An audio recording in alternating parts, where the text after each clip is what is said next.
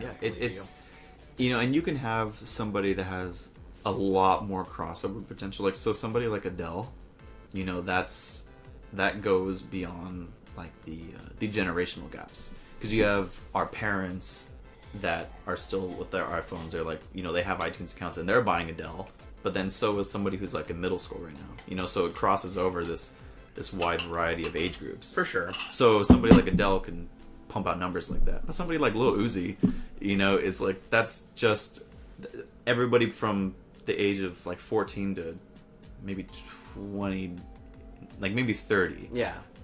So then you're wondering like, what the fuck? How's this dude send like a million CDs? Yeah, and I'm like, there's, especially with like, our parents aren't listening to Migos and right, Lil Uzi and all this stuff. For Lil Uzi, like, that's a great example, because like even his fans, I feel like I'd be like, trying to put myself in their shoes, I'd be like, I'm not gonna buy his music. I'll just listen to it on YouTube or Spotify. Yeah. Like, they're like, I still like it, but I'm not gonna buy his stuff. You're not gonna commit yourself. Especially when you see him like throwing around that money and stuff like that. I'd be like, he's got plenty of money. Like, he you're doesn't cool. need me. You're good. He doesn't need me to buy the CD. Forget that. But like, the only other thing I can think of is like, I guess, international sales, because Japan, for sure, you have to like, I'm not sure what their Spotify is like over there or whatever, but I'm pretty sure most people over there still, if they listen to music, they buy CDs over there still. And that actually plays into the what I feel is like a change and a difference in music culture from the States and overseas. Because you think about it, I don't know, like Japan. I love Japan. I want to go over there so badly. I'll let you know when I go. Probably not right now because shit's crazy, but I do want to go over there. I'll let you know it's up. I'm planning on it. So. Really? Yeah. Oh, dude, you gotta let me know, man. 2 or 3 years, trying to save up. So that would be sick. And I don't know. I mean, you go over there. They love music, and they love like American music even more. I mean, you got DJs, like EDM DJs, like Steve Aoki and deadmau5 and whoever all these guys are right now, and they're going to Japan and they're playing these crazy festivals, in Europe, and they're playing these crazy festivals. I mean, because Europe, they're still like speaking English, yeah. So there's not so much of a hard barrier, but they love it. And then you got bands like Blink-182. Now Blink-182 is talking about like high school like antics and like just being like a dumb kid, stuff here that in America wouldn't be so relatable. Yeah, exactly. But they're going over there, and all these like hundreds of thousands of kids at this festival in Japan are singing to like to Tom Travis and and Mark. Yeah, everybody, they knew all these words. And you're right. I think they want to go and support. They want to find ways to contribute. It's so different. Here we're trying to figure out who our innovative ways of getting a hold of music is figuring out how not to pay for it. Yeah, right. Like, oh, can you, like, it all started when we used to burn each other's CDs.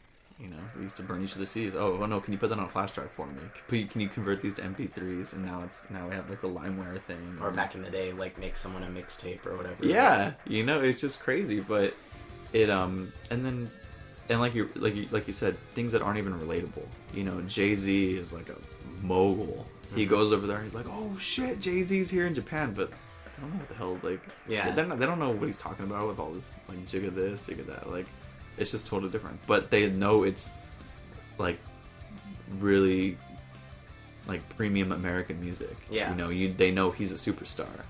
They just go about it different. So, I mean, you just look at the cultural differences there. It's just crazy. It blows me away sometimes.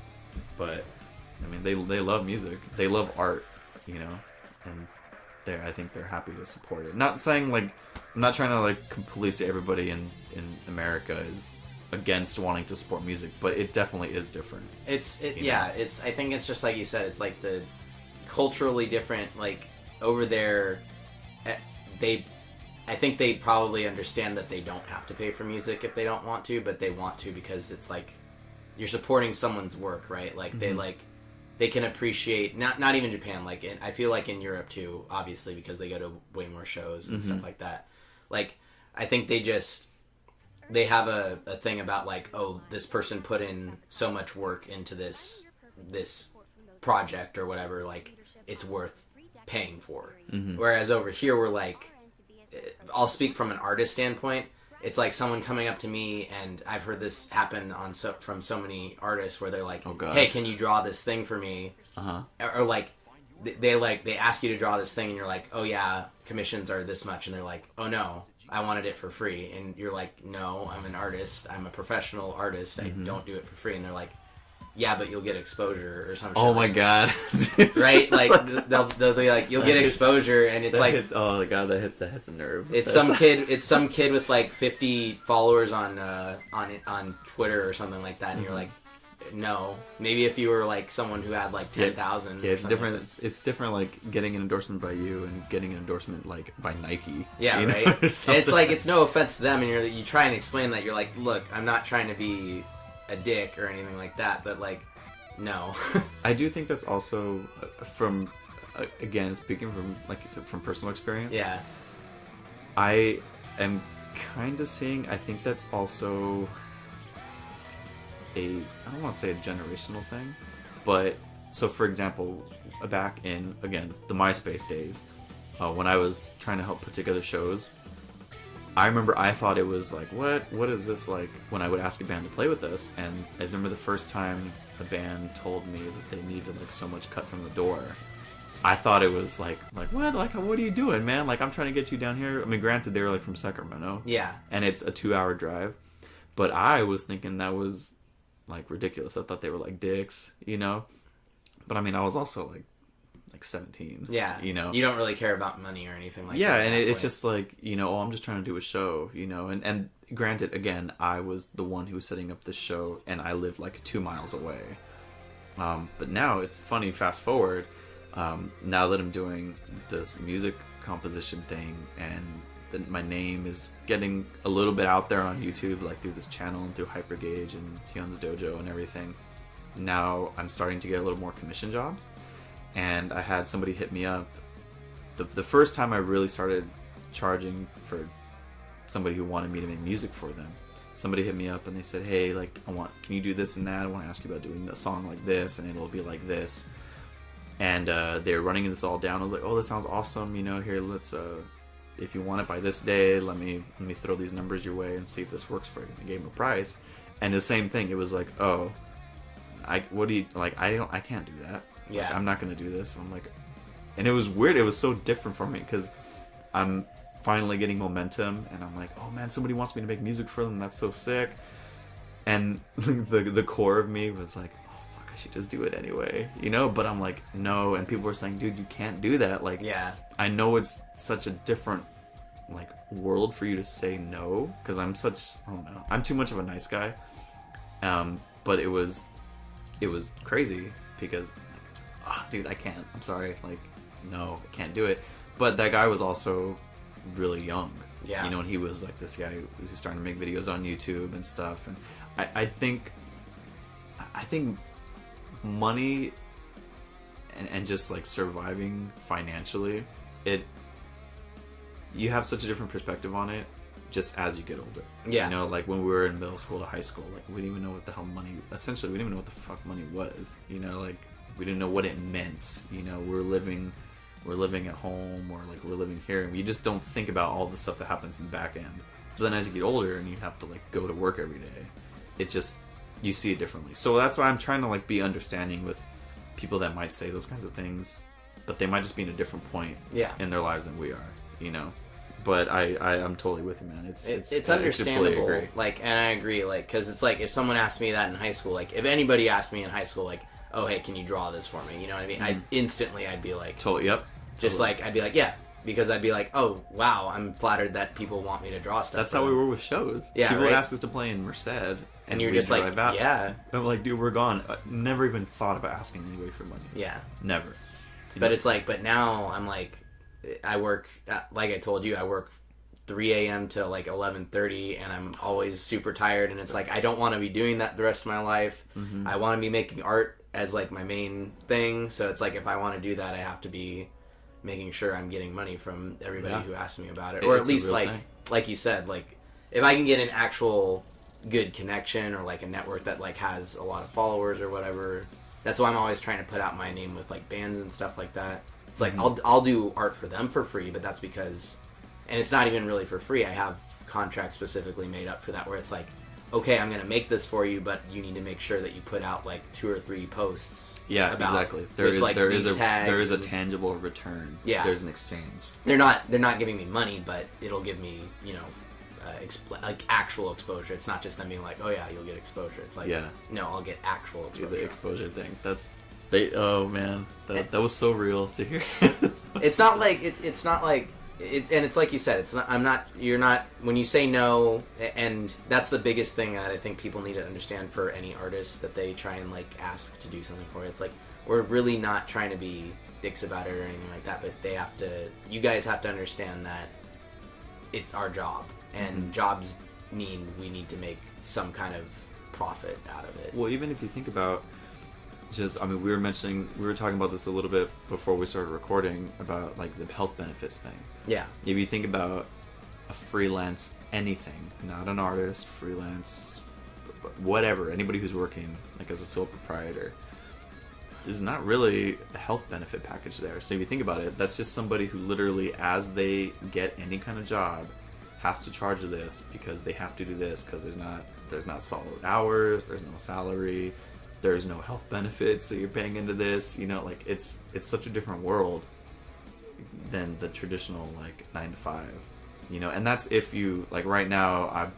We're both doing our day jobs and then trying to do this, but obviously, we're trying to look for that jump off point. Yeah. To do it full time, but it's crazy if you think about all the things that have to be put into place for you to do that, because the money coming in is.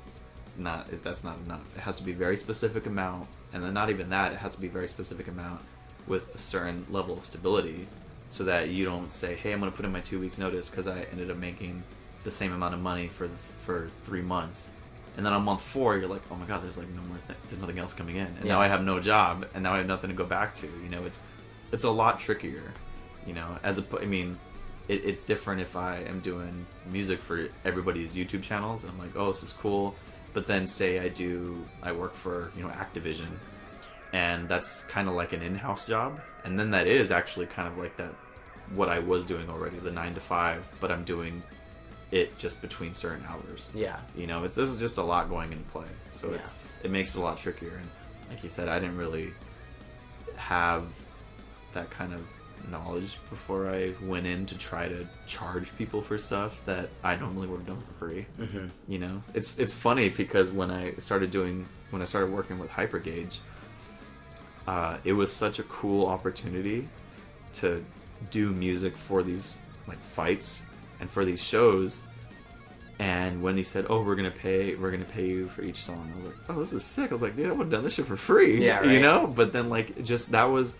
Like, I credit them so much to not just what they're doing as far as, like, my name and my music, but I legitimately feel like they have kind of helped me grow as an aspiring professional musician, because nobody paid me before, you know? Like, it kind of got me into this world of saying, okay, I need to, like, kind of step it up, and, you know, maybe people are paying me for something, so hey, you're gonna pay me. This is gonna be spot on, exactly what you want. You know, it just brings another mindset. You know, and it's not like people are saying, oh, well, you shouldn't do it for the money. It was like, well, no, but it's the fact that somebody wants to pay you means that they feel like you're worth something. Like, no, dude, don't waste your time in doing this. Like, when you got to go and do X, Y, Z. Like, you know, you're worth it enough to where I want you to do this. I want you to draw this for me. I want you to write this for me. I want you to record this for me. You know, so they opened up a lot of doors in that sense too. Yeah. Most for sure. Most stuff. It's the last thing I think we're going to be able to talk about on here is something that goes back to the whole music culture thing. Actually, can I break you real quick? Can I use your bathroom? Yeah, of course. For sure. Tight.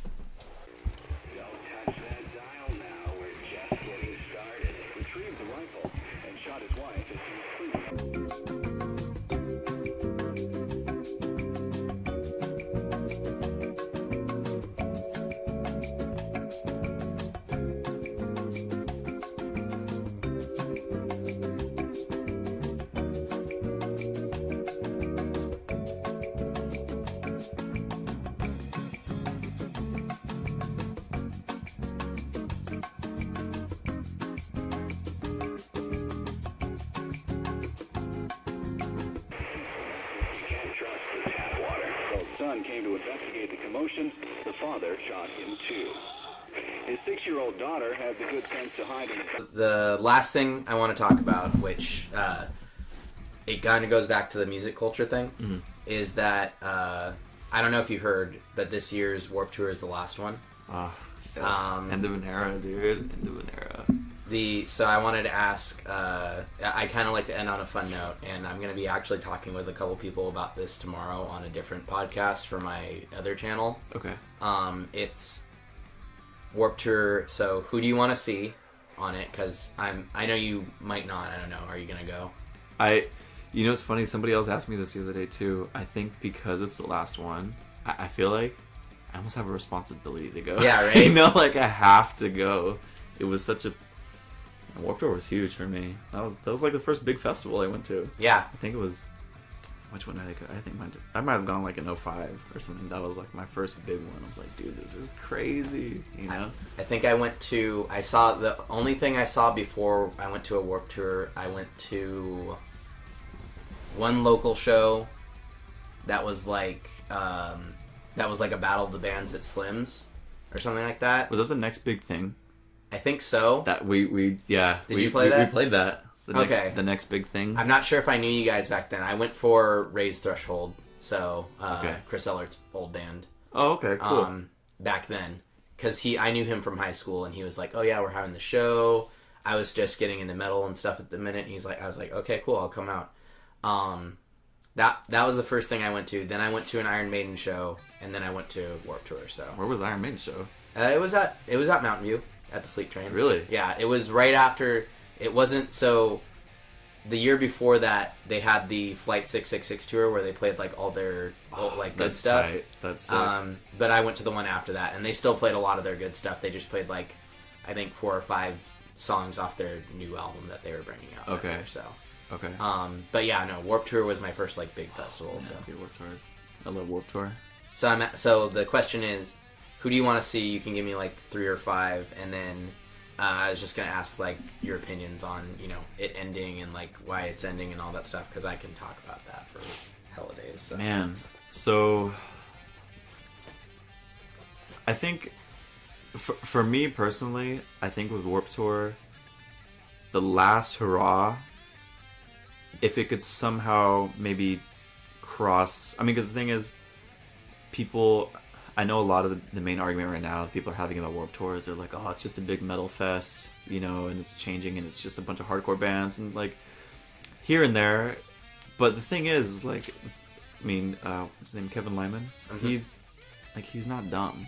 Yeah. Obviously there's stuff that's getting more popular. It's, a lot of those people who are into Pennywise and NoFX and all that, probably a lot older now. Yeah. So they're probably not the ones coming out to Warped Tour with their kids and, whatever else they have going on. So, the crowd might be getting a little younger. That's the problem, though, actually. Yeah. That's what he said is that because last year they had a lot of older bands on, and a lot of bands, at least on the metal stage, because, they have the 2 main stages. Yeah. They have 2 kind of more metal stages, and then they have the more indie stages. They have, they have the Full Sail, which is, for smaller bands. It's a bunch of different bands, but it's smaller bands. And then they have they have 2 up in the actual amphitheater. Mm-hmm.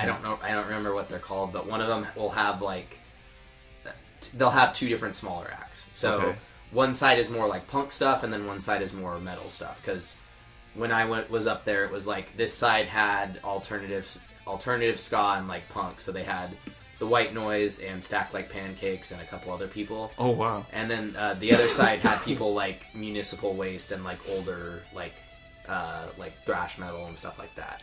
Oh, okay. But the big problem with I'm sorry, I probably should have started with this, but Kevin Lyman said in an interview the problem with why they're ending Warped Tour is because kids aren't coming out to Warped Tour.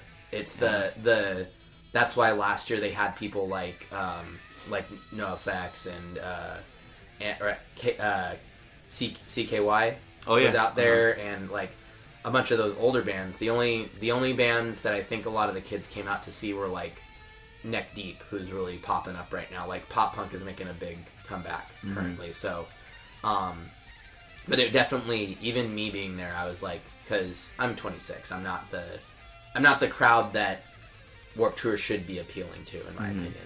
Warped Tour should be appealing to like 13 to 18-year-olds. You know what I mean?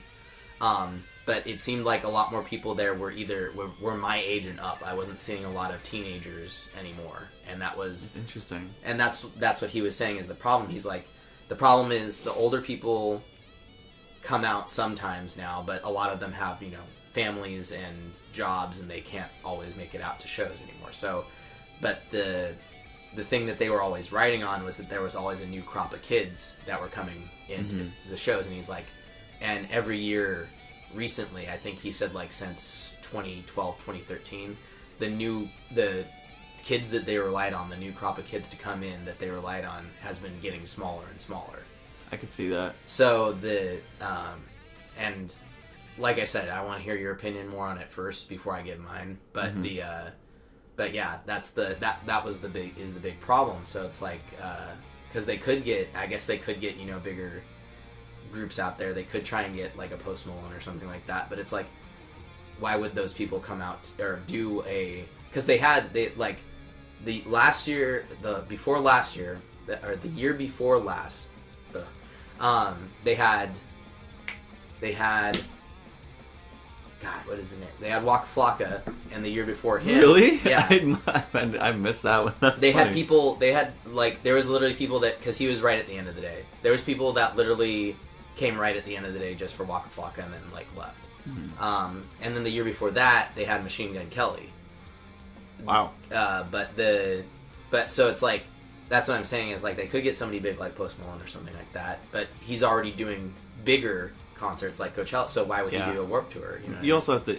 I think if you got somebody like Post Malone, you have to also almost think about it like a general manager of a sports team. There is only so much. Only so much in a budget. So if you think about it, if you have $20 million to spend on Warped Tour, and if you bring in all these little metalcore bands, little in a respective term, like the Acacia Strain isn't Metallica, you know, bring in bands like that, they'll chip away at that 20 million, but you can have a lot more before you run out and you can't use anymore. But if you bring somebody like a Post Malone, he's going to take almost a quarter of it. Yeah. You know, so then what are you going to do? You're going to have Warped Tour, instead of being an all-day thing, you're going to have it go from 10 to 3. You know, like, it's not going to be a big old thing anymore. But yeah, so I mean, I think maybe that's why. I mean, I'm sure that might even been, they experienced that with somebody like Waka Flocka playing. You know, I mean, he's like a mainstream rapper. He's gonna take a ton more money. Yeah. You know, and it probably like, oh, okay, well, we could try that, but it's, maybe that might not work next time. But I don't know, man. I definitely, if you think about it, if you put in perspective how our lives have been, that really, we're not the minority. So I haven't gone to Warped Tour since 2012, maybe back then. So that's been 5 years, 5 or so years, right? Now, we're not, like I said, we're not the minority. So all of those reasons, people just kind of genuinely stop going to shows, you know, local shows, bigger shows. They get busy with families, they get busy with jobs. Just, that's the same reason why I haven't gone since back then. Now, we're all in the same boat as everybody else that was going to shows at that same time that we were. So all of those people also probably haven't gone since 2012, if that, you know? And like you just asked me, are you going to go because it's the last one? And I'm like, yeah, dude, I'm probably going to go. So it's probably going to be all of those same people with that same reason. Like, man, it's the last one, I really got to go. So, yeah, I totally believe that there's just been like a fall off, you know? People just weren't going. And it gets down to like another one of those things about the music culture. You know, it's because it's not even that people might not want to financially support it, but I think people get burned out, you know, because when we were in high school, we were going to shows like every weekend. We had the availability to do that. we had. It's funny enough, I guess we didn't really have the financial ability to do that because. Well, shows were cheaper. They were cheap, but we also like, weren't working full time. Yeah. You know, so we had a lot less money to play with. I remember like every time when I was working at Hot Topic, like I would be like, okay, I'm gonna like this whole. I would go to like 2 or 3 shows in like 2 weeks, and I'd be like, that actually cut out like. Yeah, almost a quarter of my paycheck. Yeah, right, and that's like those are like $10 shows because I like buy a shirt, $10 show, then the shirt, then food over there, yeah, right, and then you go out to IHOP afterwards, and driving too, so gas. Yeah, it was wild. So I mean, going out to the Red House. Oh my god, the Red House. The thing is, the Red House. Yeah, I could spend a lot of money there now. It's all like on beer and everything. But, yeah, but I mean, yeah, people just kind of stopped going to shows, and it's just. I think it's just the way that times are changing, you know what I mean? Because even the like heart and soul of who a lot of the shows are appealing to, like you said, anybody from 13 to 21 years old. Not 21's kind of stretching it, but 13 to 21, even they're not going to shows every weekend, you know? And that's one in part of it's just not. I don't know if it's as much of a thing as it used to be. Two.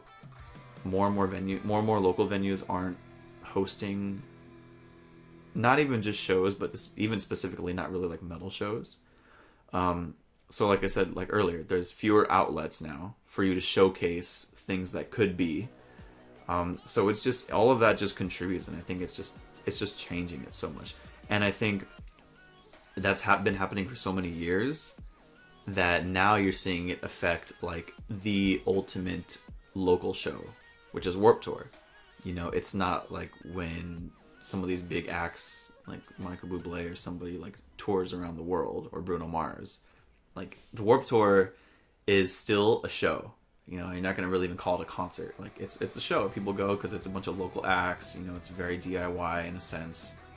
It's, you know, and now that's coming to an end. And so if anything, when I found out that Warped Tour was going to stop, I legitimately was kind of sad. Not just because I'm gonna miss going to it when, like I said, I haven't gone for a long time, so I can't even say I was like hardcore faithful. Yeah. But I think it was also just, it kind of made me bummed out just to see, damn, like that's what it came to. You know, like it had to stop, and it's not like, I mean, Kevin Lyman, he has a huge crew, you know, and you see all of that in like the movie like No Room for Rock Stars. Mm-hmm. But obviously something changed enough to where he's like, I gotta just stop. Yeah. You know, whether it's the sponsorship with Vans, you know, when they're saying, hey, look, we're giving you literally hundreds of shoes every day to give out to people, but the revenue's just not there. Maybe the contracts aren't being met. Whatever it is, maybe he can't get any other sponsor other than Vans. You know, I mean, there's just a million reasons on the back end of why that may be going down. That's a good thing. I didn't even think about that. Like all the stages used to be sponsored by somebody. Like they used to be Ernie Ball, Subaru, stuff like that. Like no. Bigger Monster was there like for all of them. Yeah, you know. And now it's like I think the Full Sail stage used to be something else, but it's like now it's the Full Sail stage, and it's like, is Full Sail really that? Isn't Full Sail a music school? It's an audio engineering school. It's like a in general entertainment school in Florida, I think. Okay. But it's like they host WWE's lower end or undercard people, NXT, like the people who are you go to NXT first, and then after you train there for a little while, they still have it on TV too. It's just you have to have the WWE network to watch it. Mm-hmm. But you go there first, and then after like a year or two being there, they'll pop you up to main roster. So really, yeah. See, and that goes to show you, it's not even like a corporate sponsor anymore. Like Full Sail. The only reason I know about what Full Sail is because there's a bunch of YouTube ads for them. Yeah, on all my videos, you know. Yeah. And so now you have schools sponsoring local shows. Yeah. And it's like, well, like it's changing. Like you said, I forgot about Subaru and all that. You know, there used to be a Subaru stage, an Ernie Ball stage, and a Monster Energy Drink stage, bigger Hot Topic stage. I mean, all this other stuff. And that says something right there. It is changing. It's unfortunate that it all comes down to like, or a lot of it comes down to money. But I think what's even worse is it's not even just like purely a money thing anymore. Because the money would be there if everybody went. Yeah. But it's just I really hope that local music doesn't become like a thing in the past, and that live music is just such a novelty to where you have to wait for the big acts to come through. Because I feel like you don't, not on just like a level of, you know, you're up so far away, but a lot of like what set Bruno Mars apart when I saw him. He's a huge act, but his production was very like show worthy. It was a band, it was live stuff, very minimal backing tracks. It was literally just whatever instruments he had to play that he didn't have there. But a lot of the big acts, like when the iHeartRadio concert gets played everywhere, it's really just like two people on stage and a track, you know. So then your perception of what live music isn't really so much different than what you're probably just listening to. You know, the experience of seeing somebody make all this stuff is starting to disappear, you know. And now that the people who are really, really big might slowly become the only people who might have that ability to go out and be in front of people now, like even that's going to be changing, you know. So I don't know, man. It's just the why, I guess, can kind of be poked around here and there, but it is a bummer. Like I'm pretty bummed that it's not going to be going anymore, because I even though I wasn't really going, I think it just says a lot more the fact that it's ending, as opposed to like, oh well, I'm not happy because I'm not going to be able to go anymore. Because if it would have kept going, it probably wouldn't have even gone for another 4 years. Yeah, right. You know, but it's changing. I mean, you look at the lineup. The lineup is so different than what it used to be. Yeah. You know, and like you said, they experiment a little bit by bringing it back some more older acts. And it's just changing, you know. It's almost like you can't please everybody. You can't please anybody. Yeah. Like, enough, because, oh, hey, we're going with the times. Less people are starting to go. Well, let's bring back those guys. Well, less people are still trying to go. Like damn, there's no medium. Like, what do you want? Yeah, right. You know, like, what will get you to go? Do we need to make it like fucking free? Yeah, right. You know, like what? And then just live off of donations that go out there? Like, what is it? But there's like, everybody's still trying to kind of look for that answer, and they can't find it. And there you go. Now it's over. Yeah. Now it's ending. So I don't know. It sucks. It does suck. But as far as a last lineup, yeah. Like I said, me personally, if it was like my show and it was only trying to like appeal to me, I would put into play my first Warped Tour. And I remember what made Warped Tour so different. One, I mean, I hadn't been to a music festival that time, but it was literally all of the bands that I was super into, and they were playing one show, and they were so different. So my Warped Tour was Rufio. I don't know if you know who Rufio is. Rufio, Thrice, Avenged Sevenfold, and Bullet for My Valentine. And The Offspring. That was one show, dude. And like, that was crazy. I'm like, this is insane. Like, I wouldn't have thought any of those bands would tour together. Maybe Avenged Sevenfold and Bullet for My Valentine, because I think we actually did tour together. But Rufio, Thrice, Avenged Sevenfold, like, that's just crazy. Yeah, those are all pretty different. That's insane, you know? And now Avenged Sevenfold, they play like at the Shoreline. You know, like that's the closest I was ever going to get to them. Yeah. So I would say a combination of, you know, the old school, new school that I was into, like Thrice. I would love to see Thrice again before they stop touring. You know, in bands like Bullet for My Valentine, and sprinkled in some of the newer stuff I'm in, like listening to Parkway Drive, play with them, or Parkway Drive has not been back in the Bay Area in like since that Regency 2 or 3 show. years. Yeah. Did you go to that? The Regency? No, show? I didn't get it. I was working, and I really wanted to go because I've never seen Parkway Drive, and they're one of my favorite bands. Dude, they were legit, dude. At the Regency, yeah, it was because that's just a big ass empty room. Yeah. So it's just like watching a giant hardcore show. Yeah. You know? But it was so legit. They were solid. That was the first and only time I've ever seen them. They were dope. They were super dope. I really hope that's one of my bands that I think I really want on this Warped Tour. Is I hope they're on this Warped Tour, and I hope they come to our date, because like I have never seen them, and I really want to see them, and they don't come for some reason. Like, they'll be on the East Coast, but they don't come to the West Coast that often. I know. Like, is it easier to get to Australia to like the East Coast? Like, I feel like easier just to go there. I feel like it's easier because it's like easier to get to Japan from the West Coast unless you want to take like a layover flight. So I feel like it would be easier to get to the West Coast from Australia, but I don't know. I don't know, man. That would, if they came back with the last one, that would pretty much almost solidify me going. Yeah, right. They're that good. But I mean, that probably would be my like ideal lineup. A little bit of the old school that I was really into, and what made that so special, and a lot of the stuff that I was coming off of as far as influence and inspiration with me being a touring musician, you know, and looking up to bands like Parker Drive and August Burns Red, and like, man, these are just bands that are screaming. They're not super mainstream, but they're able to just do this and be comfortable, you know. So a little bit of all of that. That would be like my ideal Warped Tour. I don't think that'll ever happen, but you know, for sure. Yeah. The only other thing about Warped Tour I'd have to ask is, so it's still lineup based. Is that the apparently my friend told me there's some kind of rumor that each city is gonna get a special like really big performer.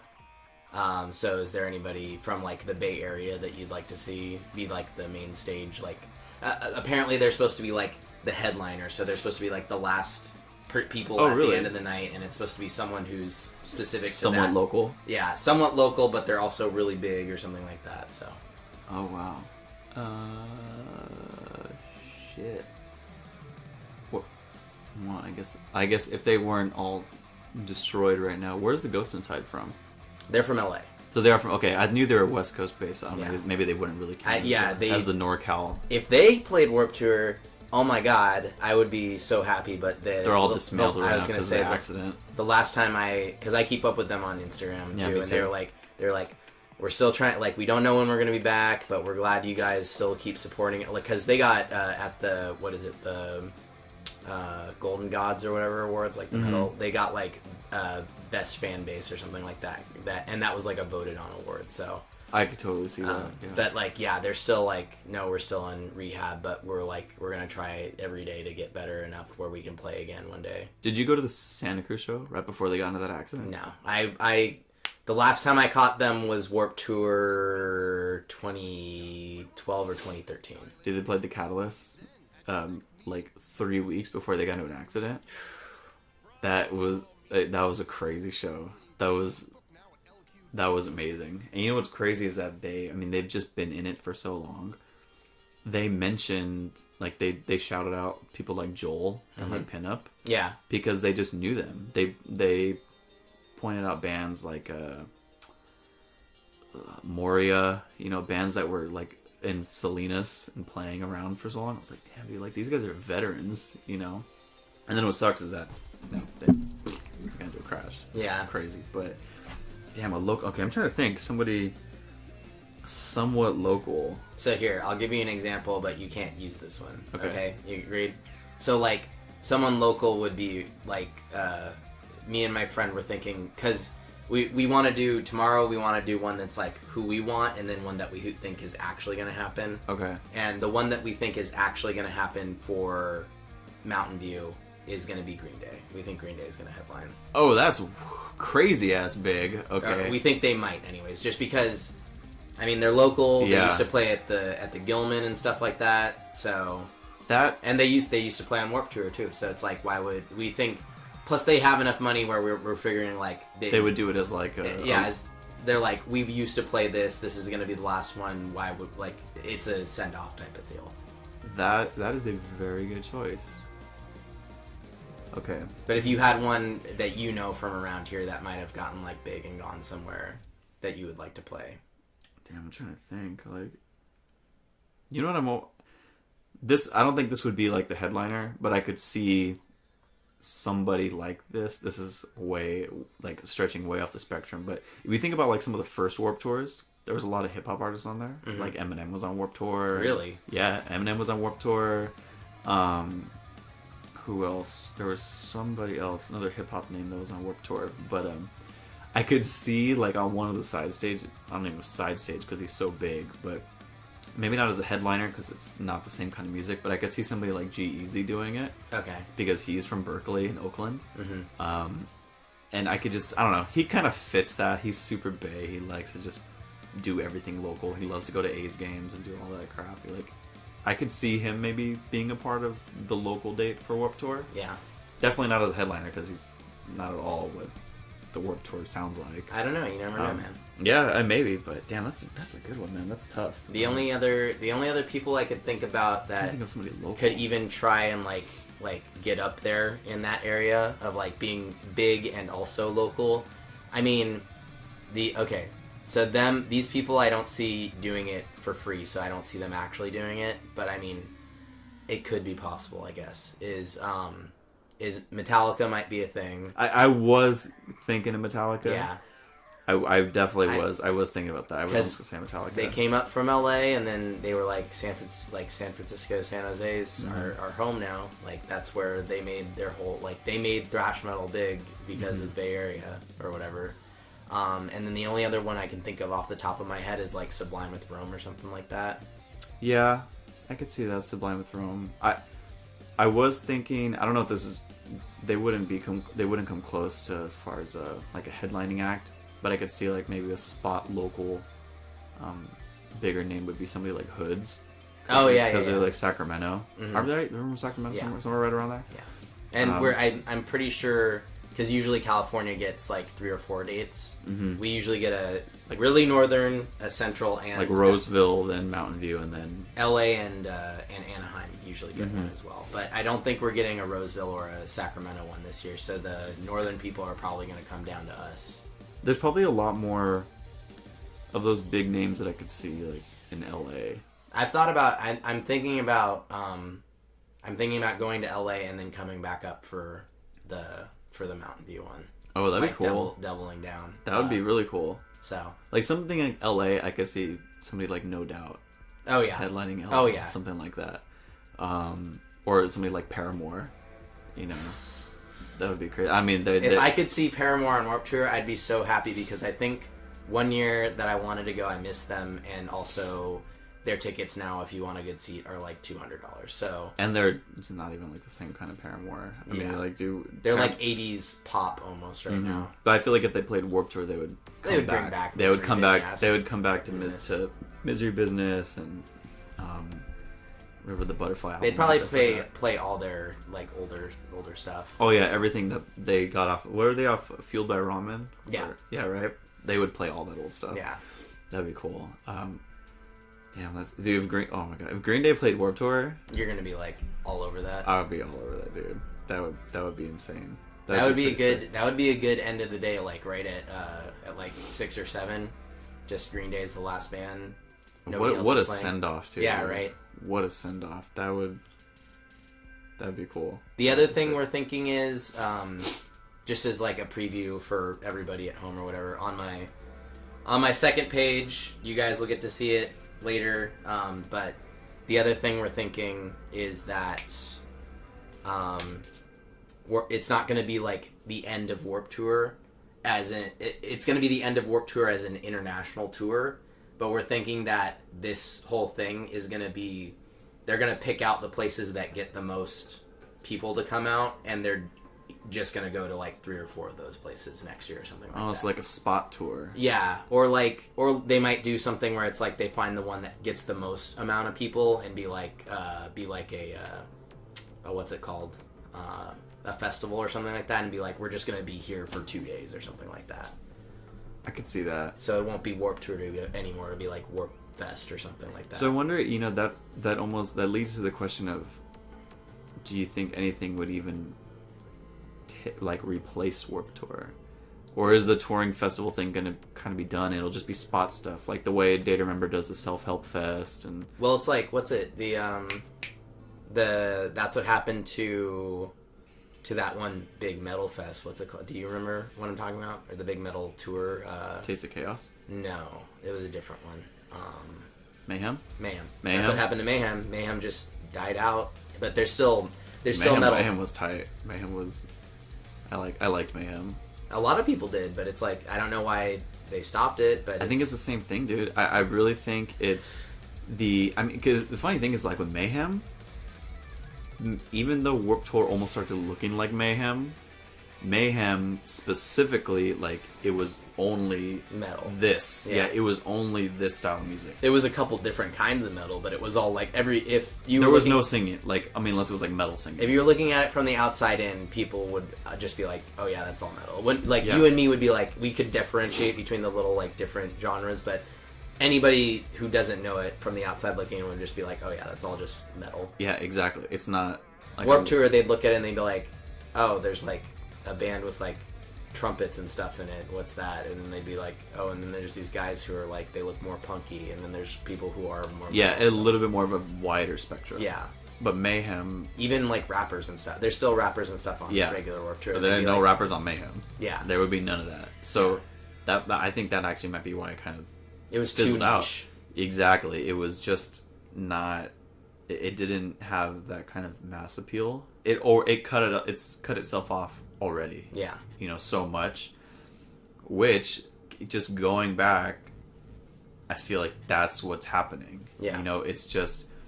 It's so much of the music that is not mainstream popular, and so you just get not enough. You don't get enough pull. Yeah. And that's why I would imagine stuff like Mayhem and Taste of Chaos and all that stuff. It's just dying out. Well, it died out obviously, and now like the last standing soldier with Warped Tour, like it's gonna be gone now. Yeah. So I think it really does embody what's kind of happening.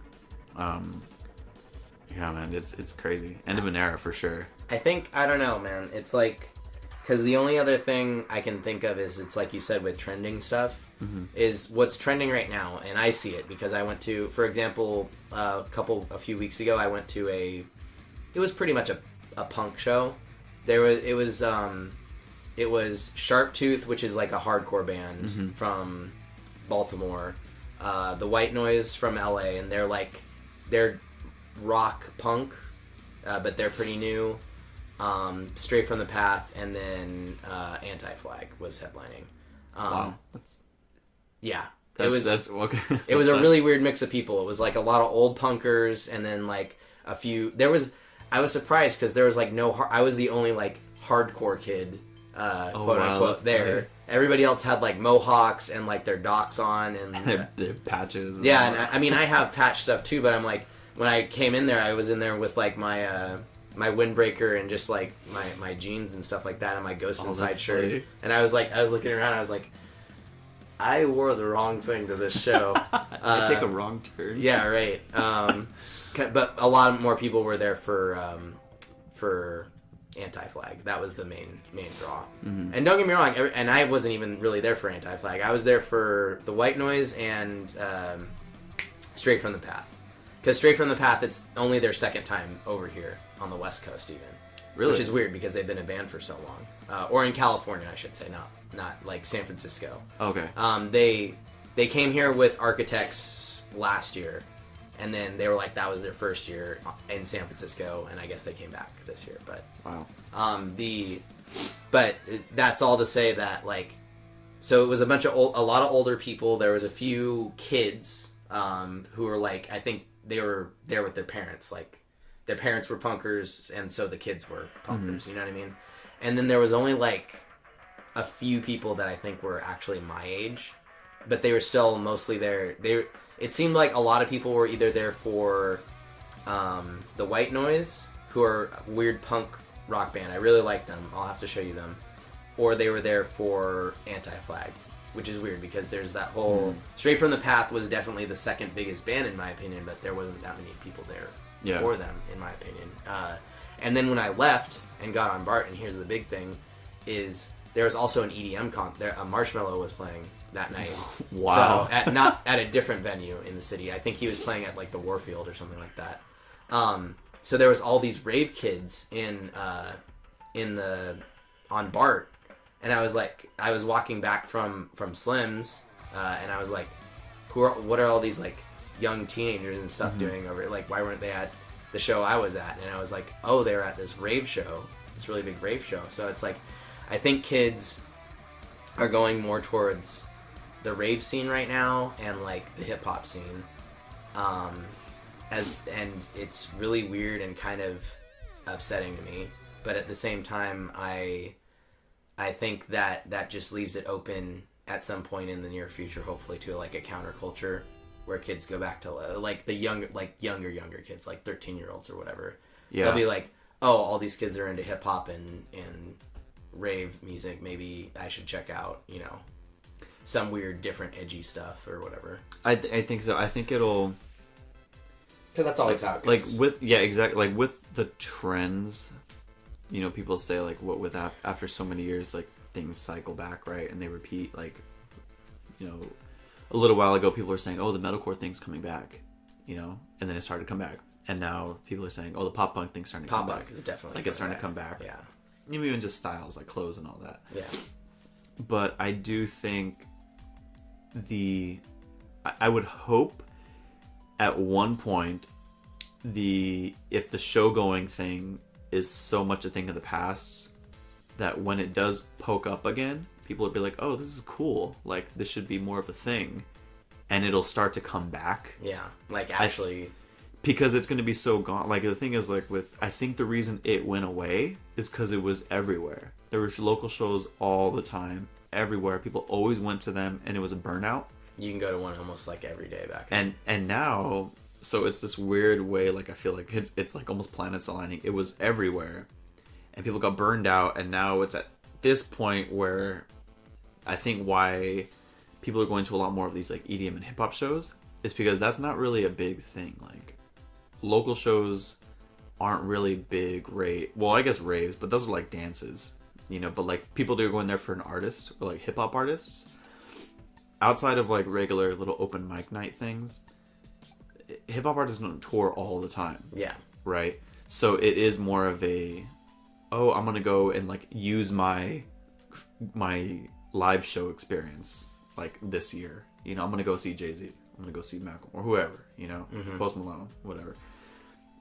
And so it's not like they don't get burned out on it. So it's like, oh, when it comes up, oh yeah, hell yeah, I'm gonna go and support because I don't have to do it that often. Yeah. And so then the local show thing is going to be away again for a long time. And then once it starts to kind of come back and people get a taste of it again, I think they're going to be like, oh, this is new because it hasn't been a thing. Yeah. And then they're going to be like, oh, this is cool. I want to do this more. And then I think it's going to happen again. Then I think it won't be so much of a novelty. And then it'll be a normal thing again. And then I really think it's just going to kind of keep doing that like recycled thing. Yeah. I really think that's what's going to happen. And it'll take something like Warped Tour by dying. And then there just being this like drought of nothing going on. And then once venues start opening up or different kinds of music start being a local thing, it'll be more of a thing. And then the kids that weren't burned down on it, like all of us, we went through that whole like drought, but now the kids that are probably like 14, 15 right now, they weren't going to local shows all the time. They came after the fact. Yeah. Then when they start becoming a thing, it's new to them. Like, oh man, there's a show going on. Let me check this out. Like, oh, kids are playing. They're playing at my lunch hour in high school now. Like, let me check this out, because that was the thing with us. Yeah. Our bands would play during lunch. And then there was a Battle of the Bands. Like, there's not really Battle of the Bands going on right now. Nowhere. Or even somewhere as popular as Irvington and Fremont, where they had a ton of Battle of the Bands going on. Like, it's not a thing anymore. People aren't into it. But it's going to be away for so long, and then it will pop up, and then they'll see it as something fresh, and then they'll be interested again, and then it's going to happen. I promise you. I bet that's going to happen within, like, 10 years. It's going to be a thing again. And then I think, like, the new saviors or whatever will come back to kind of revive this whole live music thing, and then we'll have another new wave, and then it'll slowly start to repeat all over again. I really think that's what's going to happen. I certainly hope so, because it's like even when I see bands like I went and saw Motionless in White like October last year. I just love Motionless in White. And they're like they played the Regency Ballroom, and I was surprised at how small their crowd was, because it was like when you have a venue that big and it's not like packed, you realize how big it is. You know what I mean? Yeah. Because our pit was our mosh pit was big enough to like fit a ton of people in, and it was just like me and maybe 5 to 10 other people hardcore dancing or pushing in it. Mm-hmm. And then it was just, and then when nobody was in it, it was just empty. Or when Motionless in White was there was these two really, really big guys, like 6 foot and like 400 or 500 pounds. Not like, not like muscle, like they're like fat. Just big blobs. But, and I was like, why the hell are they just stood in the middle of the pit, I guess because they knew they could. Because they just stood there, they were like, and everyone was like, why are they in the middle? But whatever. That's not the point. But when you get a band like Motionless in White, who I feel is like they're pretty big. They played with people like Rob Zombie and on big festivals and stuff like that. Not to mention their on-stage performance and stuff like that is something that I feel is akin to like a Kiss concert or something like that. Like they had the whole production of it. Yeah, exactly. Yeah. They have like Chris will get up on a podium or something like that, and like he'll have like a pulpit, like a Catholic pulpit type of thing, but it's black and it's like got like an upside down cross and stuff like that. Or like at the show we went to, or at the one I went to recently, they had big ass like what is it, like gravestones and stuff like that, or like big spires and stuff, and they had like pumpkins because it was October, and all the pumpkins had different like RGB lighting, and then they had 2 girls on stage that had like drills and stuff that they were hitting like metal and making like sparks and shit fly off of it. Oh, that's tight. So it was hella cool, but I was like, there's not enough people here for this. I'm like, I don't know how they're making enough money to fuel all that production. Yeah, exactly. And that's interesting. You bring up the point of like production and quality production. Well, one, just to tail off of that, I think that goes a long way. I don't think people in the forefront of their mind think of it as a big deal, but it's one of those things that they remember it, you know. So I mean, people who, it's like when I try to make the comparison to people that maybe never played music at all, and as opposed to people that kind of grew up or learned an instrument or anything, there's different ways that people listen to songs. And so the thing is that if I listen to a song, or me and you listen to a song, there's little things about, we would think, oh man, they recorded it this way, you know, oh, they panned something this way, or oh, there's a small instrument here, and we pick things apart. But the thing is, if somebody who never listened to like music, like was never into music production, they listen to the song completely differently. They just say, oh, they have instruments in it, or they don't, those little things they don't pick apart. They listen to it as like one big as a thing, whole, you where know? we're not, where someone like you or me, it's like if we have headphones on, we'll be like, why is this thing over here and this thing over here? And we'll notice it, and then that'll be another level of like, oh, this is good, because they're like, oh, they did this, you know, blah, blah, and for blah. like certain reasons too. They'll be like, yeah, or like for example, if there's like question and answer type of thing, you'll hear like one on this side and one on that side, and you're like, oh, they did that because of this, whereas someone else will just be like, oh yeah, that they just that's cool. Oh, it sounded cool. Yeah. See, they'll notice it's just a thing, and so I think like with production, it's kind of the same way. Like when we saw, so I went with my girlfriend's. I went with my girlfriend to see the Bruno Mars show. Okay, and then I was her parents were also there. They were in town, and I was having a talk with everybody about, you know, this production aspect about Bruno Mars, and I'm thinking, you know, I'm sure they all kind of saw the things that he was doing, but if you think about it, then me as like a performer and as an artist, I was thinking about the back end of everything. And so there's things about, it's not like they just he was playing the song from beginning to end, and then just like he normally would. He played it, he had breaks in the middle, and like percussive like breakdowns and solos, and then like little jam sessions, and then he would come back on beat and like finish the song. Well, that's not something you just do. Like, that took time and practice and production it all went into that, you know, to make it this cool thing to where you experience, you're like, oh, this is crazy, and like it's grabbing me, you know, and it's keeping my interest. And so all of those little things go a long way. And like you said, there wasn't enough people there, you know, and I was actually having a talk with my girlfriend about that. There wasn't enough people at a Bruno Mars show? Oh no, I'm talking about like when you were talking about like with this whole thing. No, There's hella people at Bruno Mars. I was like, what? I know, right? But I had this conversation with my girlfriend, and she asked me about Avenged Sevenfold because she was there with me, and she was like, I have a question. This whole, like, they had a ton of fire and, like, smoke and screens and all this stuff. And A Day to Remember, they played right before Avenged Sevenfold. They're like, they didn't really have any of that. And they're like, I'm wondering, like, my question is, like, is that, how do they know all that's going to be there? Like, is the venue paying for all that? Do they, like, how does that all work? And I said, well, that's all Avenged Sevenfold. Yeah. You know, that's all them paying for that. And if you think about it, I scaled it down to when we used to play shows, and the big thing with us was having lights. That was the big thing when we were playing local shows. Was, oh, this band has lights, you know, and it was just a couple of floodlights. Or like risers or something like that. Yeah, risers. Like I used to call them ego risers. Yeah. And so I know, I used to make those things, so. Oh man, those are so cool. And so, like, the thing is, we would have, you know, somebody doing lights and listening to the song. And then the thing is that if you scale it down, that's the same exact thing, because that doesn't do anything else other than make what people see, like, they either retain it a little more or it just goes by the wayside, you know. But if we're playing a show with 6 bands and we're the last band and we have, like, lights, there's a little bit more that people remember, or it makes the music maybe even sound a little different because they have a visual dynamic to it, you know. And so that's what I was explaining, like, with Avenged Sevenfold. Avenged Sevenfold, think about it like an investment. They want to keep coming back. They want to stay relevant, and they want to keep touring. So they paid to have this smoke and pyro show. And people, even if they go to 2 concerts a year, they kind of remember that. And now there's a slightly better chance that they might want to see them the next time they come, because they weren't just playing on stage.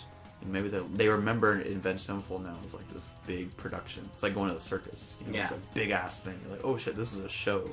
It's not just me listening to music.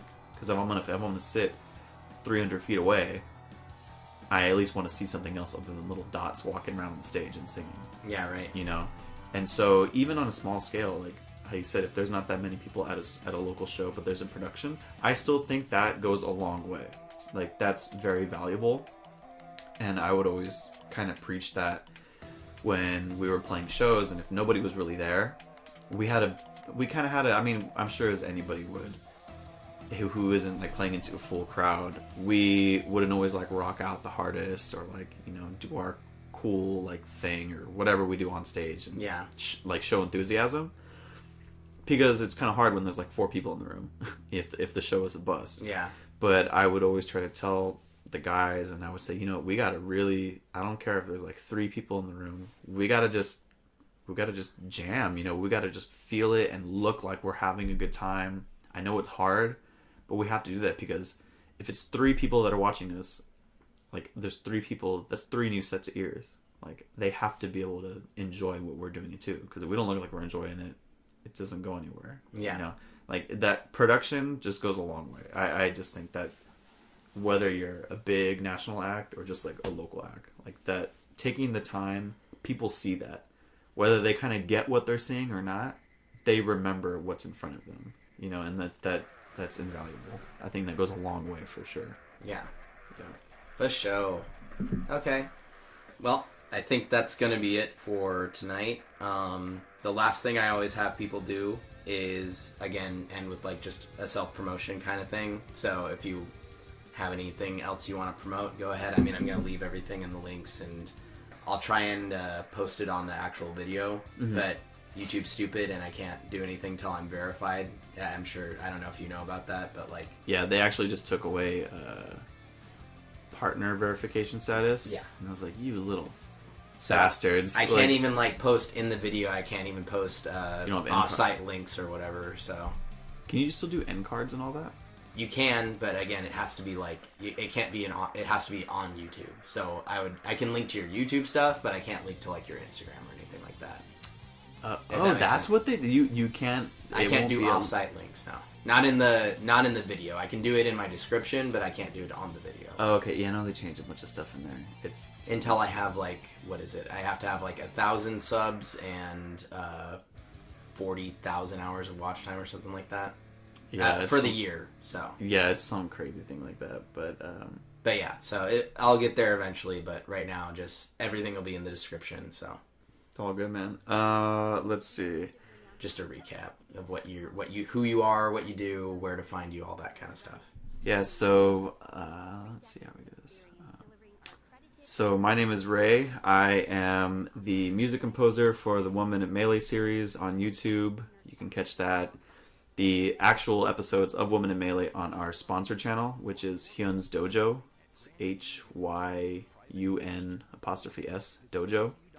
The Hyun's Dojo YouTube channel, our actual animation team is Hypergauge. That's our YouTube channel. That's where you can find my actual original soundtracks for the series. That's where we upload all of the music and all of my other music and collaborations, and even the 1 Minute Melee stuff you can find on my YouTube channel as well. And yeah, it's been fun. Okay, yeah, and I'll leave all the links in the description. We also have, for us, we have the Gacha Pit, that's over, or the Ghost Pit, that's my second channel. I'll be doing another more in-depth Warped Tour podcast over there in the next few days, because they're announcing lineup March 10th, I think. Ooh. So I'm gonna try and get that up next month in March, and then there should be, at the end of this video, I'm gonna give away a just first come first serve. I have some downloadable music vouchers, so if anybody wants it, get it at the end of the video. There'll be Punk of the Week that I haven't picked yet. That'll also be at the end of the video. Don't know who you are, but you'll see it on the screen right now in editing. And then next month for the artist podcast, I'm going to try and get my friend Levitzo on here. He's a very good artist. Yeah, he does comics and stuff like that, so you guys will see him on there. Thanks for coming on, obviously, sharing a lot of fun stuff. We'll be unfortunately tonight I don't think we have the time, but at some point I'll have you back over to play some video games for the Ghost Pit. Oh, for sure. This was fun. This is tight. I want to do more of this. This is cool. Hell yeah, dude. That was a good interview. That was sure. that was deep. Yeah. I was getting really connected to everything. Yeah, right. That's real stuff, man. For sure. That is real stuff. So we'll end it there.